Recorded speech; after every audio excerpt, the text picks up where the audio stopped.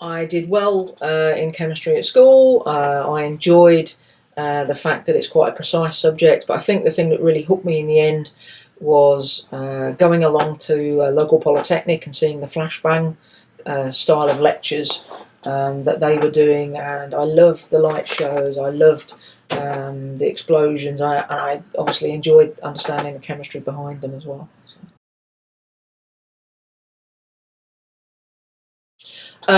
It's still biological chemistry, and it's trying to look at the properties of metals within biological systems, understand what the driving forces are for binding certain metals, trying to perhaps mutate and change those properties, again, usually to try and understand them further, understand what nature is doing further, and, blue skies research it is, but hopefully eventually it'll be something that could be used in either a diagnostic or some sort of therapy. That would be the ideal thing, but it's a long way down the road from the research that we do here and now.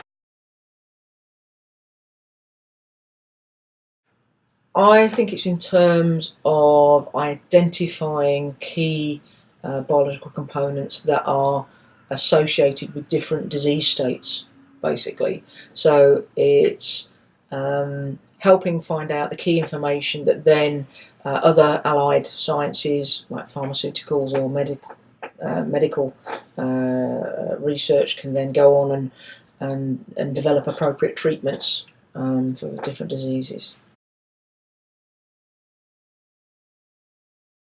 I think these days, again, it's not necessarily to do with research, but it is to do with actually my teaching. I really enjoy seeing students complete, succeed, move on. If you like, you guys are here for 3, 4, 5 years, and every day, every term, we meet with you, we teach you.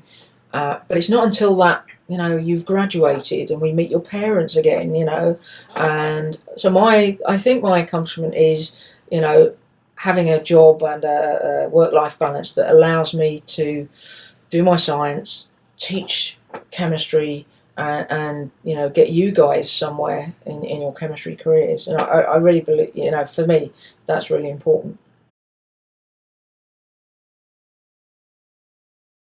Copper, absolutely copper. I've worked a lot with it during my PhD. It's beautiful colours and beautiful properties, and it does very interesting things in lots of different proteins, so I really enjoy working with copper. Well, I still end up with copper, I'm afraid, because it's sort of there. If I was gonna talk about Okay, maybe probably a large scale molecule. Again, it would be the one I worked on for my PhD. So superoxide dismutase.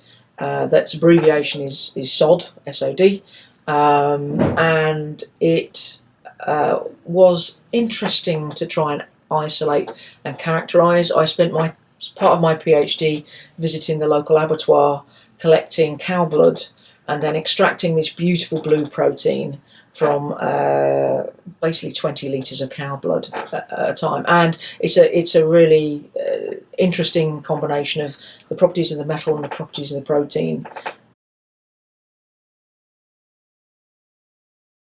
I have to say, having been working as a lecturer here in Bangor now for 14 years nearly, I think my aspirations have changed, and I still enjoy research and it's still very important, but I do like the bringing on of the next generation of scientists. So I want to use the research in a way to help inform the teaching that I'm doing as well, and I think that's a really important thing to help inspire sort of the next generation of chemists, really.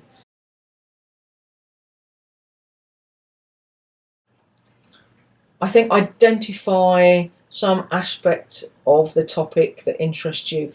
People aren't necessarily interested in everything. Some people like organic chemistry, some people like physical chemistry, some people like computational chemistry, and it's all really valid. And if, in fact, depending on the kind of work you do, you can use all those things. So it's enjoy the things you really are passionate about, but don't sweat the bad stuff. You know, do your best with it, and you have to get to a reasonable level. But don't expect yourself to be uniformly brilliant in every area, I think. So.